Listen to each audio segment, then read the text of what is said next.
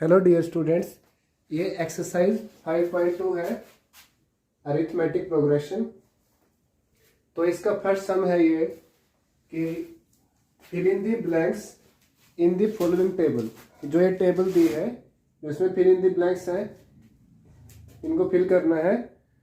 Given that A is the first term, D is the common difference and N is the nth term of an AP. तो ये A क्या दिया है, first term, D है common difference, A N क्या है, nth term of an AP. तो इसके बाद देखिए, तो पहले तो इसके लिए आपको nth टर्म का फॉर्मूला आना चाहिए।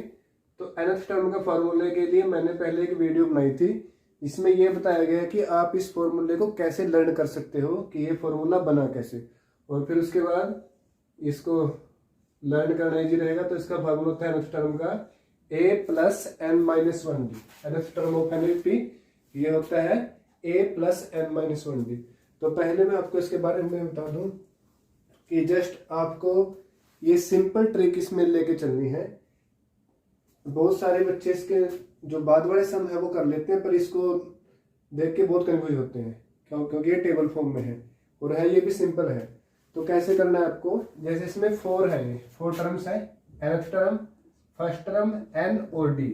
तो ये 4 अननोन है, तो इसमें से आपको कोई 3 दिए होंगे और जो 4th है वो अननोन होगा, तो उसकी वैल्यू निकालनी है। देखिए बहुत सिंपल ट्रिक है, अगर आप इस ट्रिक से लेके इसको सिंपल बना के लेके चलोगे तो अच्छी तरह कर पाओगे।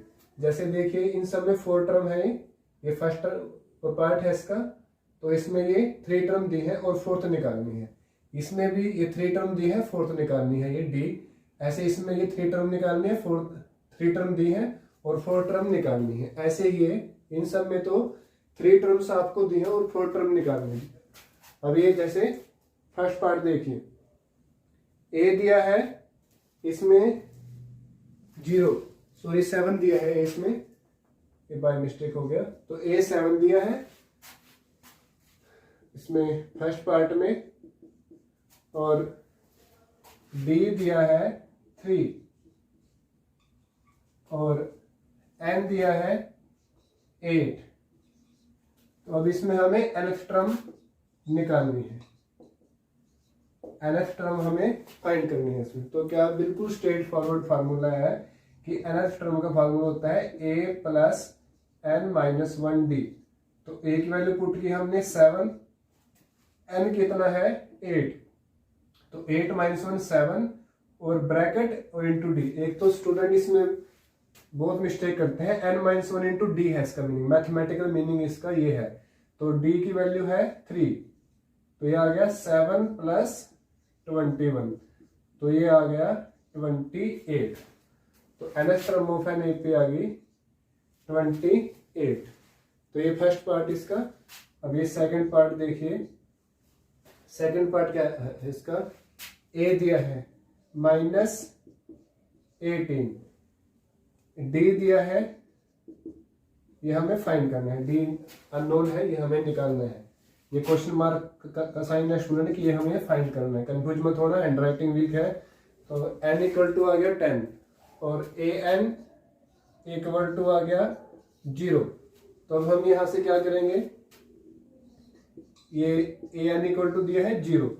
एक तो जो हमारे पास गिवन हो, अगर उस वैल्यू को आप राइट साइड में लेके चलोगे तो लेफ्ट से आपको ये पास निकालना इजी रहेगा।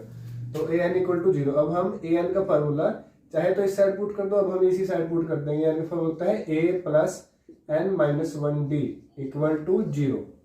ये हमने एन का फार्मूला पुट कर दिया। अब देखिए जो हमारे पास अननोन है वो नोन है उनकी वैल्यू पुट करेंगे। ए की वैल्यू है -18, एन की वैल्यू है 10, तो 10 माइनस 1 हो गया 9 और हमें डी निकालना है। तो 9 इंटू डी हो गया 9d इज इक्वल टू 0। अब यहां से 9d कितना आएगा स्टूडेंट्स, ये -18 उस साइड जाके प्लस का हो जाएगा और ये d आ जाएगा यहां से 18/9, तो d इक्वल टू आ जाएगा। अब इसका थर्ड पार्ट देखिए स्टूडेंट्स, थर्ड पार्ट में क्या है, पहले सभी नोन और राइट कर लेंगे। जैसे ए तो इसमें अननोन है, तो ए हमें फाइंड करना है, इसके आगे लगा दिया क्वेश्चन मार्क। डी दिया है -3, एन की वैल्यू दी है 18 की, एन टर्म्स इसमें 18 टर्म्स है, और nth term of an AP ये दिया है -5। तो सिंपल है, स्ट्रेट फॉरवर्ड फॉर्मूला है, nth टर्म का an इक्वल टू कितना दिया है -5।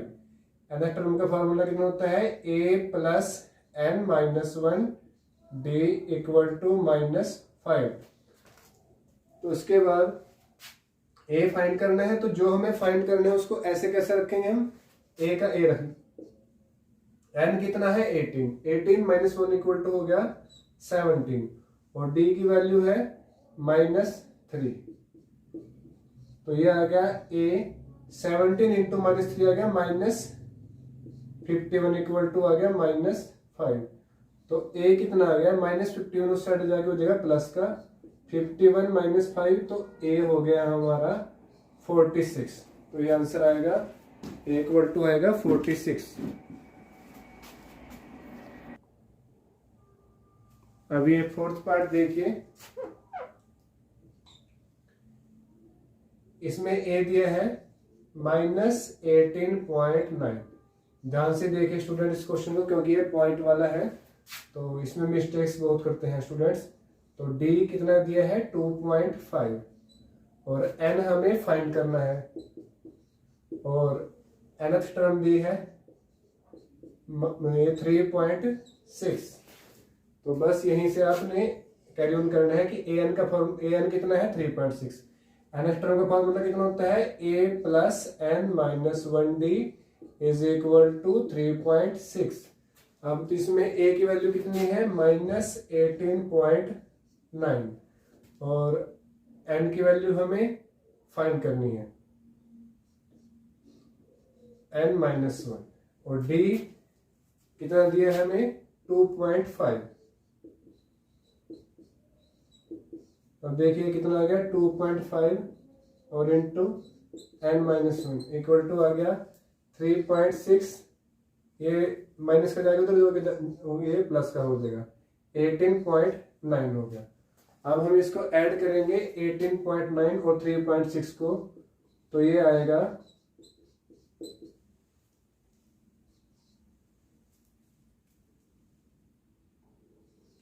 22.5। अब यहां से n -1 कितना आ जाएगा 22.5 बाय 2.5।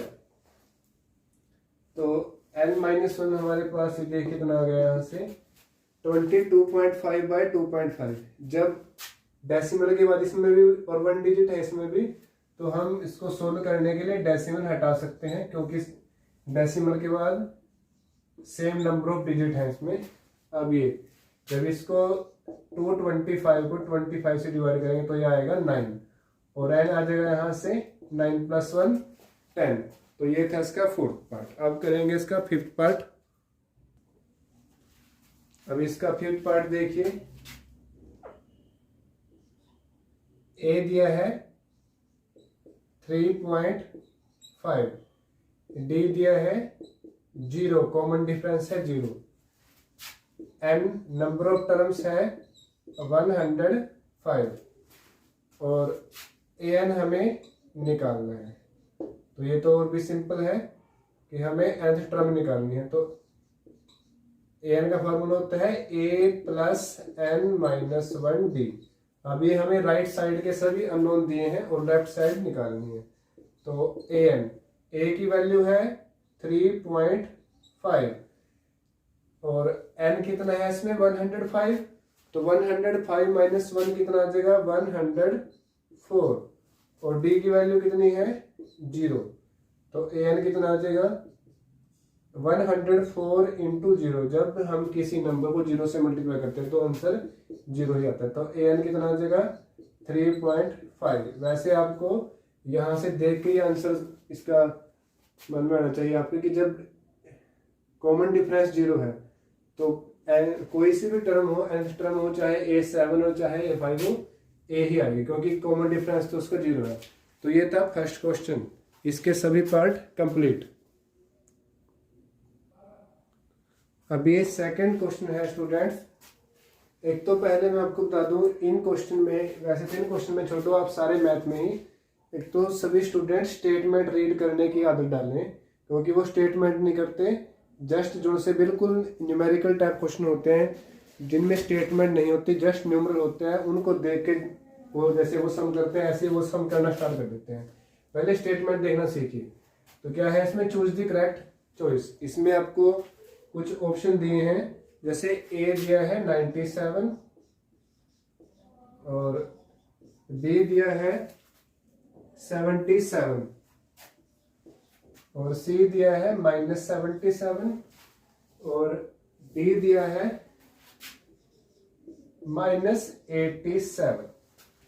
तो देखिए, choose the correct choice, 30th term of the AP. तो क्या पूछा इसने, 30th टर्म, इसकी एपी की तीसरी टर्म क्या होगी, इस एपी की। एपी कौन सा दिया है ये, कि इस एपी की तीसरी टर्म कौन सी होगी, तो इनमें से कौन सी होगी, और ये निकालना। सिंपल सी बात है, आपको A30 टर्म निकालनी है।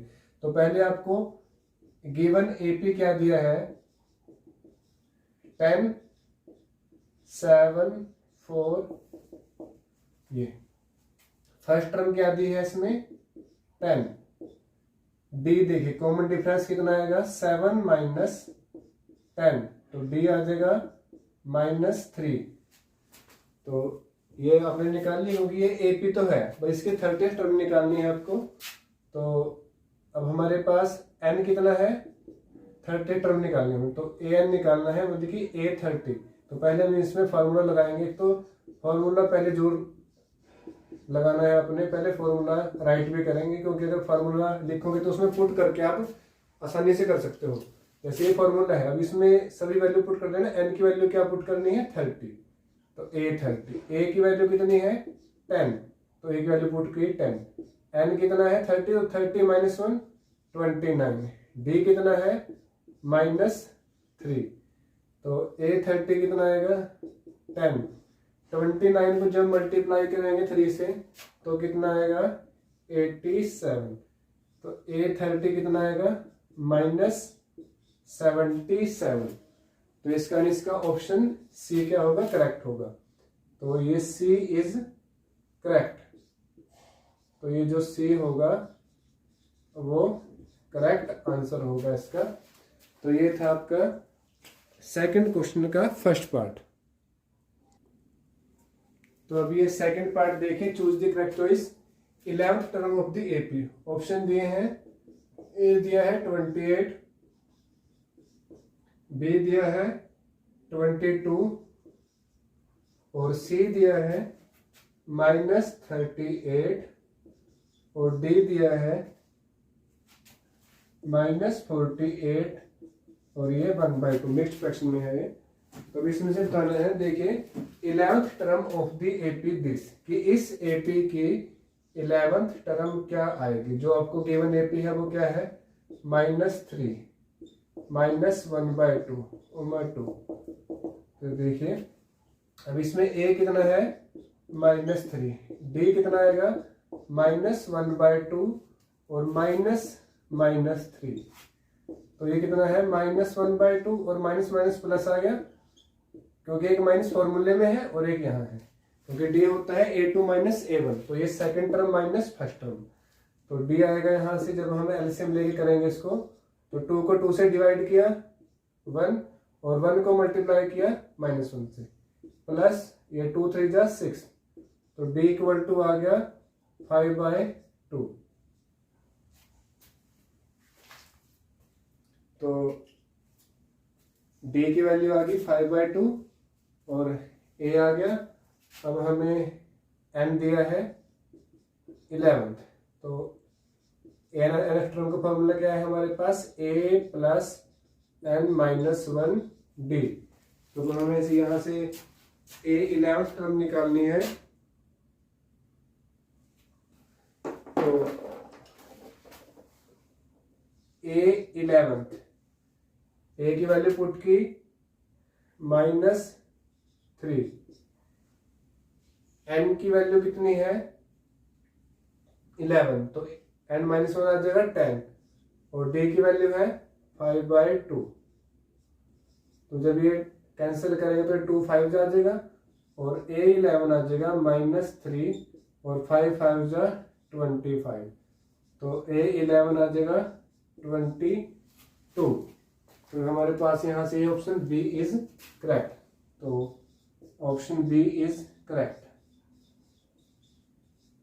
तो ये A11 आई थी। ये आपको ऐसे ही नहीं आ सकता कि उसे ऑप्शन में आएगा, ये आपको डायरेक्टली भी फाइंड करना आ सकता है।